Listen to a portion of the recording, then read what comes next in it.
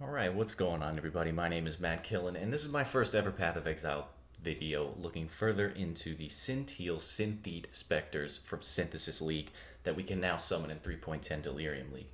So these are the dead guys on the floor right here. That is the Scinteel Synthete, and this is what they look like when you have Spectres, no MTX.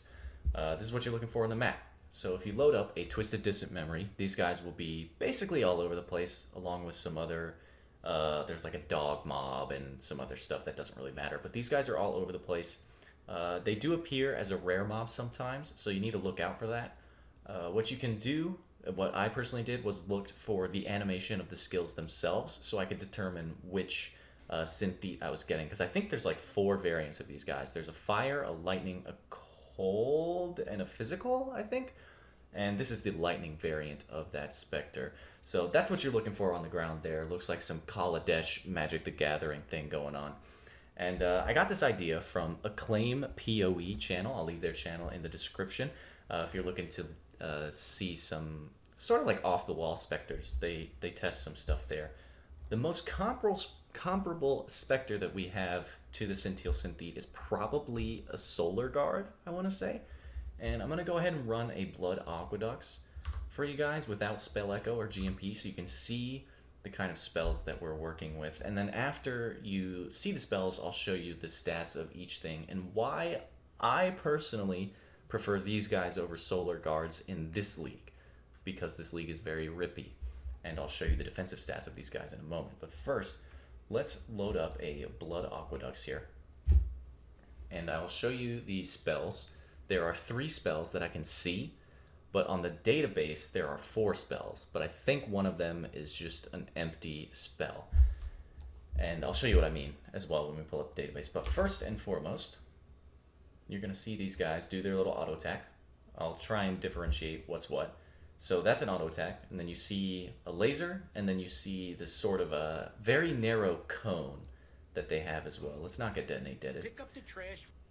I want to try and get that cone again. So this is the default attack, which can be supported by GMP and Spell Echo. And then you see that sort of like arc wave, sort of like a wave of conviction almost. Ignore the rampage. That's not a spell. I'm sorry. That's just rampage being rampage. Do it again, please. Yeah, you can kind of see it there. It's like the little 3 ball lightning looking wave of conviction things. And then you have the Gazer Beam, which is my personal favorite. It looks like a Vel'Koz laser from League of Legends. But anyway, now I would like to show you with the sockets enabled. This is just a +1 Spectre chest, nothing insane. I do still need to metacraft it, but I haven't done that yet. So this was GMP and Spell Echo. You can see the Spell Echo affects their basic attack, and the GMP also does as well. Spell Echo also affects the Wave of Conviction-y, Gazer Beamy thing. I don't really know what to call them, but we'll look at them on the database and see what the database says that they're called. So you can see the coverage is really nice. The projectile distance isn't terrible. Normally with this thing, these kind of things, the projectile distance doesn't go as far as you would want it to. Feel free to support these with Pierce. These do not naturally pierce. Do not naturally pierce. So it's not Frostbolt. It is exactly like Solar Guards. Once they hit the first contact, they have that little AoE explosion, and they do not pierce. I'm sure the way it would interact if you do socket pierce into this is the explosion wouldn't happen until after the pierce. So it'll go through the initial target straight, and then it'll pierce, and it'll hit the next target behind, and then explode. So these can be supported with elemental damage, lightning damage, projectile damage, and area damage. They scale off of all these things. And they feel pretty good. Granted, this is a Blood Aqueducts, yes. I'm going to run a tier 16 corrupted map right here, and Feeble Temp Chains nonsense. It's a complete nonsense map. We'll take them through. And the reason I'm okay with taking them through is because of this. Let's go back to the hideout so I don't accidentally get deaded or something. And let me pull up for you guys the database statistics of these guys. Nice screen. That's exactly what I wanted to do. Let me put these guys on the floor. There's 2 of them. They're having a party. Let me pull up the screen for you. So here we have the level 83 Scinteel Synthete stat block. And if this is accurate, I want you guys to pay attention down here. Right here. 35k life, 70k ES. I still do not believe that these things have 105k EHP. And let me tell you why I don't believe that. I have the Solar Guards pulled up here as well. Solar Guards, level 82. That's only one level below. They're only rocking 12.5k life and 3.1k ES. There is no chance that these things have 105,000 EHP, dude. But I believe it. They've survived Cyrus. They've survived some twinned, corrupted, ridiculous maps. They haven't died. I haven't had to re-summon them. The only thing I haven't tested them in is like 100% Delirium complete nonsense map. So what I want to do is run through this T16. I'm going to pop up all of my stuff.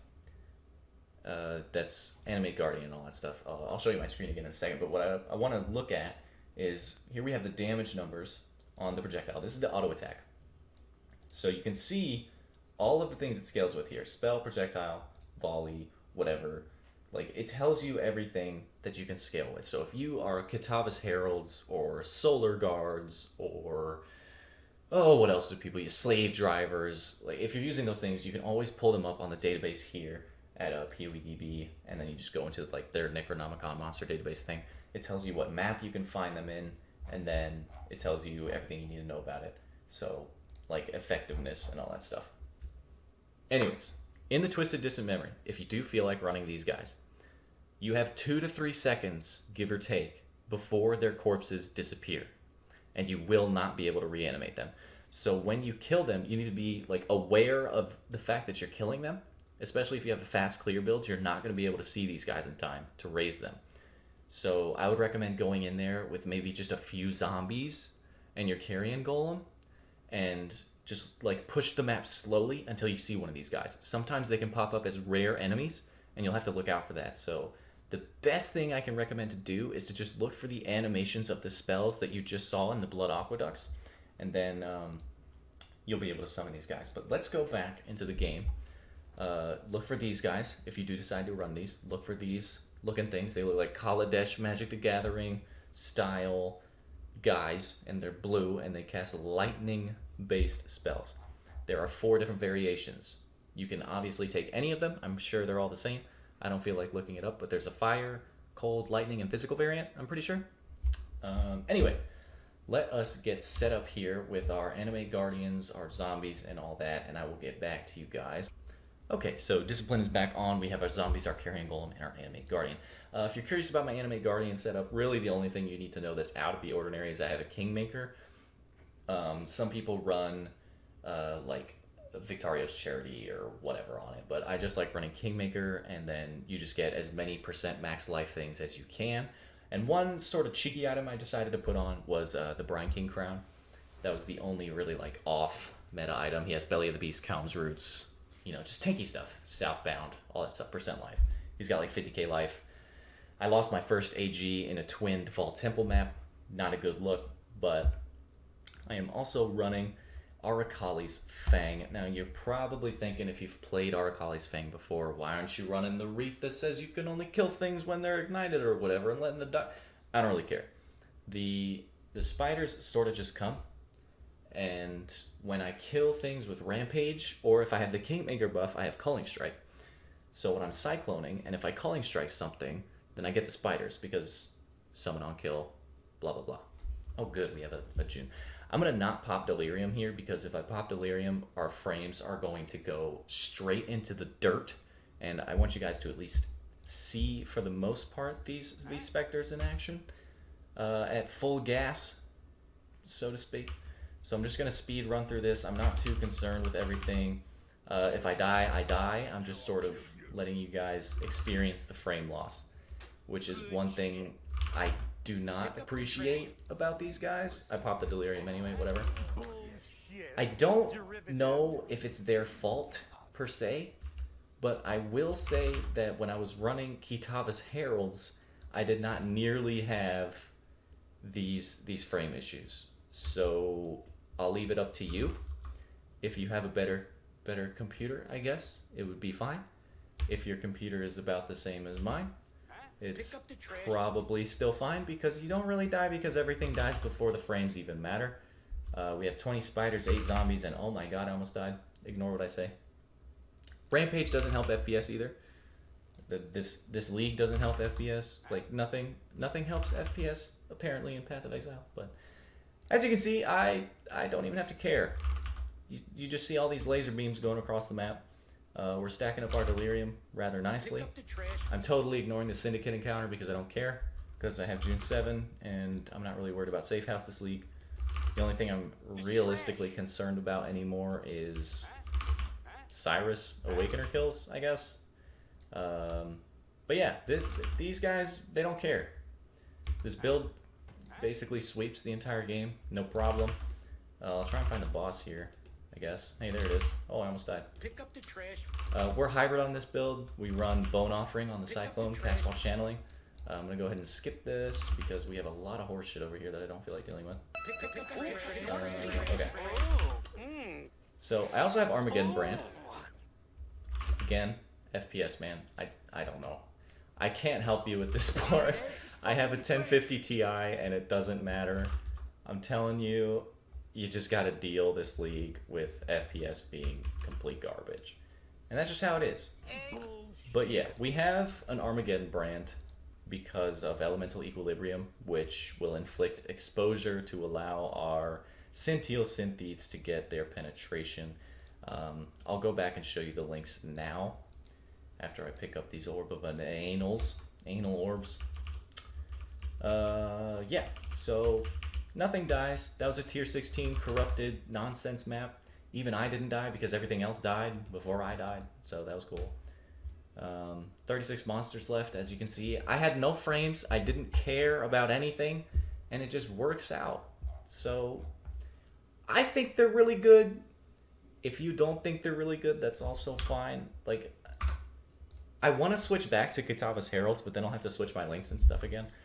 And just so I can show you that the frames are fine without these guys, but then when you put these guys in your build and you're cast while channeling, desecrating, exploding corpses, and the Delirium mobs come in, and all that stuff coming in, your FPS is like 4, dude. And it's so infuriating, but it's fine. Like, we hover around 60, 65 when we're just chilling, and we're like on the highest detail, but then you put these guys in the Delirium and everything goes to shit. Anyway, special gear that I have on this build. Null and Void gives us Rampage. The reason I run these is because Delirium is completely insane, and with these gloves, we cleanse all elemental ailments every time we gain a Rampage stage. So a misconception with these is that every time you gain Rampage, you're like, well, you only gain Rampage once, and it's like when you hit 15 kills or whatever, so how's this useful? Every time you gain another stage of Rampage, if you've never used Rampage before, you gain stages. It's like 50, 100, 200, 300, like, I don't know the milestones exactly, but you keep picking up stages, and every time you do that, you gain physical immunity and you cleanse your elemental ailments. Huge, huge goodness in these gloves. Highly recommend. They're nice for hybrid. They have good life. They have a little bit of ES, and then they cleanse and they give you physical immunity for 1.5 seconds. And in that 1.5 seconds, you just get another stage of Rampage, and you're immune to physical damage again. And you just keep going. You just keep going. Sorry, I got a little hyped up.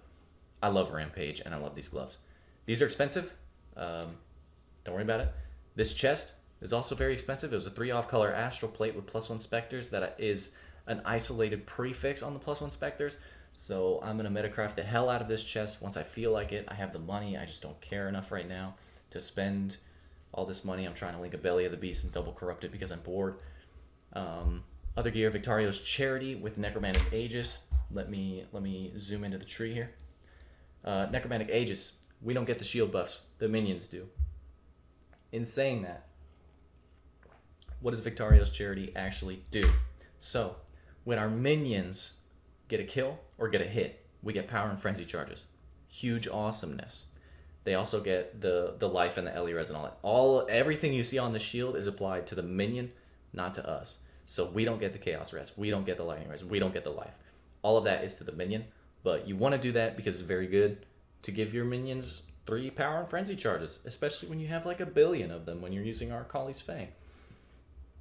Another option for this build is I don't want to weapon swap because I'm going to lose. Fuck it, I'll weapon swap. The Dancing Duo. I don't have the dex for this anymore because I had to respec because I was like, hey, Arakaali's Fang has immortal immune minions. You heard that right. They can't die. That's really good this league when things can't die. Same thing with Dancing Duo. The reason I got off of Dancing Duo is the inconsistency was bothering me. Like, really, really bothering me. Because you would sometimes lose Rampage, which is why you have this thing. To get Rampage, you want the Writhing Jar. Sometimes 2.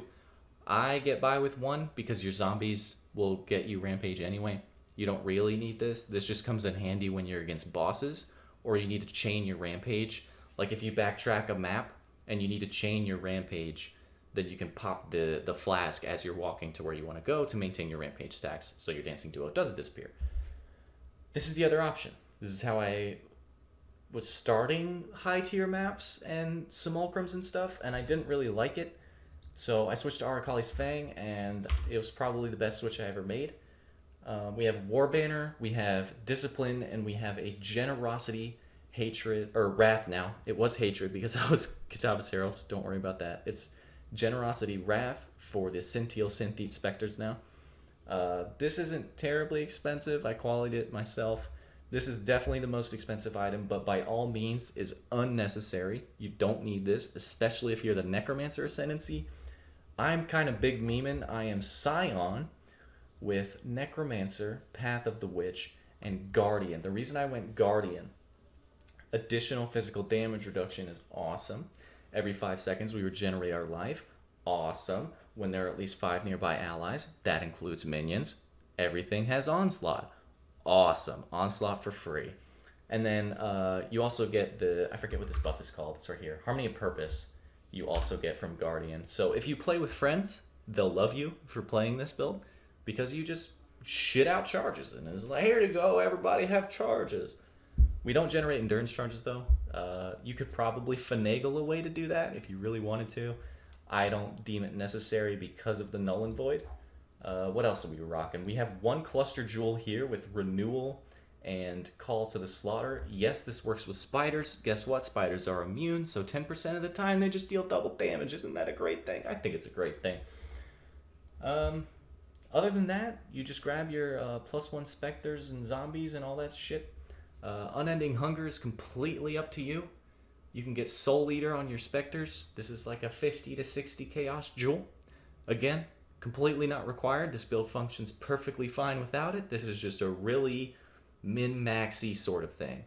If you wanted to just start this build out, listen close. You go Necromancer, you do this little start. Like honestly, you just need this part of the tree right here. That's all you need. I have this allocated onto a necklace. You don't need to allocate this if you're a Necromancer. You just go path to this if you really want to. And you would allocate this. This saves you a bunch of points. Allocate Ravenous Horde if you are a summoner. Saves you like 7 points if you allocate this every time. The reason I don't allocate this, I bet you can't guess why I don't allocate this. That last line is the biggest thing for this node.